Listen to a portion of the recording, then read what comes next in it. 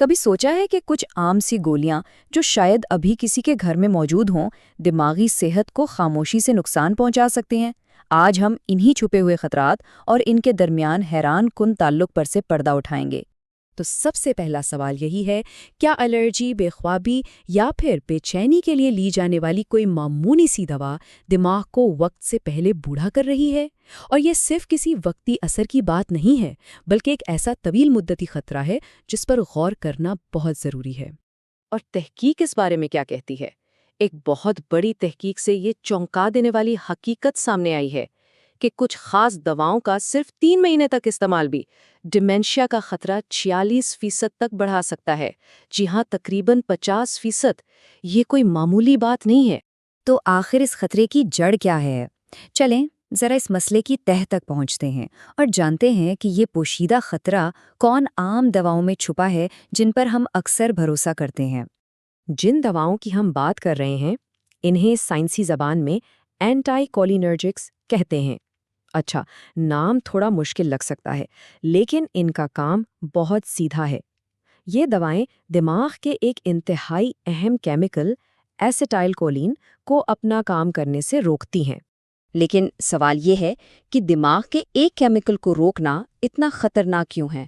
بھئی یہ دماغ کو نقصان پہنچاتا کیسے ہے؟ اس کو سمجھنے کے لیے آئیے دیکھتے ہیں کہ ہمارے دماغ کے اندر کمیونیکیشن کا نظام آخر کام کیسے کرتا ہے۔ ایسیٹل کولین کو سمجھنے کا سب سے بہترین طریقہ یہ ہے کہ اسے دماغ کا سپارک پلگ سمجھا جائے۔ یہی وہ کیمیکل ہے جو ہمارے دماغی خلیوں یعنی نیورونز کو ایک دوسرے سے بات کرنے میں، یادیں بنانے میں، توجہ مرکوز کرنے اور یہاں تک کہ پٹھوں کو حرکت دینے میں مدد دیتا ہے۔ اس کے بغیر دماغ کا انجن سمجھیں ٹھیک سے چل ہی نہیں سکتا۔ آپ ذرا تصور کریں کہ کوئی لمبے عرصے تک اینٹی کولینرجک دوائیں لے رہا ہے تو یہ بالکل ایسا ہے جیسے دماغ کے کمیونیکیشن ہائی وے پر مستقل رکاوٹیں کھڑی کر دی گئی ہوں۔ وقت گزرنے کے ساتھ ساتھ یہ سگنل کمزور پڑنے لگتے ہیں، رابطہ ٹوٹنے لگتا ہے اور یہیں سے یادداشت کی کمزوری اور بالآخر ڈیمنشیا کی بنیاد پڑتی ہے۔ دیکھیں، یہ سمجھنا بہت ضروری ہے کہ اس کے اثرات 2 طرح کے ہوتے ہیں۔ فوری طور پر یعنی شارٹ ٹرم میں تو شاید کسی کو صرف دماغی دھند، تھوڑی بہت الجھن یا سستی محسوس ہو، لیکن اصل خطرہ تو لانگ ٹرم استعمال میں ہے، جو دماغ کو مستقل نقصان پہنچا سکتا ہے، اسے سکڑنے پر مجبور کر سکتا ہے اور ڈیمنشیا جیسے ناقابل واپسی مسائل کی وجہ بن سکتا ہے۔ اور یہ صرف کوئی تھیوری یا ہوائی باتیں نہیں ہیں، اس کے پیچھے ٹھوس سائنسی ثبوت موجود ہیں۔ چلیں ان بڑی تحقیقات پر ایک نظر ڈالتے ہیں جنہوں نے اس خطرناک تعلق کو بے نقاب کیا ہے۔ ثبوت بالکل واضح ہیں۔ ایک بڑے میٹا انالیسس نے جس میں 15 لاکھ سے زیادہ لوگوں کا ڈیٹا دیکھا گیا، یہ نتیجہ نکالا کہ اینٹی کولینرجک دواؤں کا استعمال ڈیمنشیا کے لیے ایک آزاد خطرے کا عنصر ہے۔ اور بات یہیں ختم نہیں ہوتی۔ ایک اور تحقیق میں دماغی سکین سے یہ بھی ثابت ہوا کہ ان دواؤں کا استعمال سے دماغ کی ساخت میں تبدیلی آتی ہے، مطلب دماغ سکڑتا ہے اور اس کی کارکردگی پر اثر پڑتا ہے۔ اب جبکہ سائنس بالکل واضح ہے تو عملی سوال یہ ہے کہ اس خطرے کا سامنا کس کو ہے اور کون سی ایسی عام دوائیں ہیں جن پر نظر رکھنے کی ضرورت ہے۔ یہاں کچھ عام مثالیں ہیں، جیسے الرجی کے لیے بیناڈرل، نیند کے لیے ٹائلینول PM، بے چینی کے لیے وسٹرل اور مثانے کے مسائل کے لیے ڈریٹروپین جیسی دوائیں۔ یہ سب اسی گروپ میں آتی ہیں اور ان میں سے بہت سی تو ڈاکٹر کے نسخے کے بغیر بھی مل جاتی ہیں۔ ویسے یہ خطرہ سب کے لیے برابر نہیں ہے۔ کچھ گروپس خاص طور پر زیادہ خطرے میں ہیں، جیسے 60 سال سے زیادہ عمر کے افراد، وہ لوگ جنہیں پہلے سے ہی یادداشت کے مسائل کا سامنا ہے، اور وہ لوگ جو ایک ہی وقت میں کئی اینٹی کولینرجک دوائیں استعمال کر رہے ہیں، مثال کے طور پر ایک الرجی کے لیے اور دوسری نیند کے لیے۔ یہ مجموعی اثر دماغ پر بوجھ کو کئی گنا بڑھا دیتا ہے۔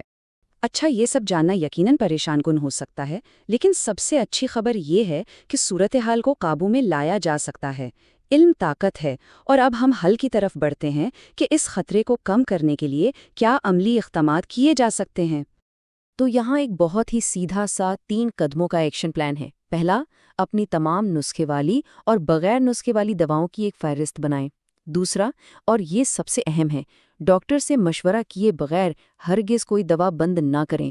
اور تیسرا، اپنے ڈاکٹر سے محفوظ متبادل کے بارے میں بات کریں، خاص طور پر اگر کوئی دوا لمبے عرصے سے استعمال ہو رہی ہے۔ چلے ایک عام مثال دیکھتے ہیں۔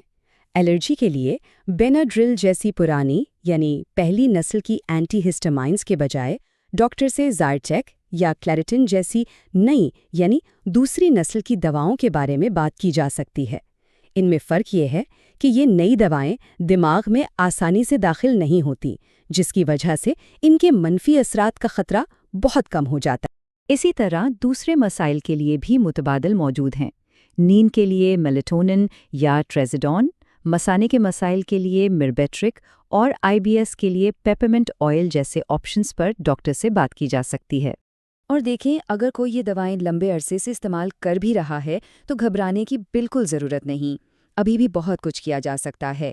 دواؤں کے بارے میں ڈاکٹر سے بات کرنے کے ساتھ ساتھ اپنی دماغی صحت کو بہتر بنانے پر توجہ دیں۔ اچھی نیند، باقاعدہ ورزش اور ایک صحت مند طرز زندگی اپنا کر دماغ کو مضبوط بنایا جا سکتا ہے۔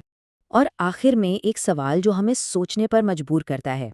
آج ہم نے ایک خاص قسم کی دوا کے چھپے ہوئے خطرات کو جانا، لیکن ہماری میڈیسن کیبنٹ میں اور کیا کچھ ایسا موجود ہے جس پر ایک گہری نظر ڈالنے کی ضرورت ہے؟ صحت کے بارے میں باخبر رہنا ایک مسلسل سفر ہے۔ اپنا اور اپنے پیاروں کا خیال رکھیں۔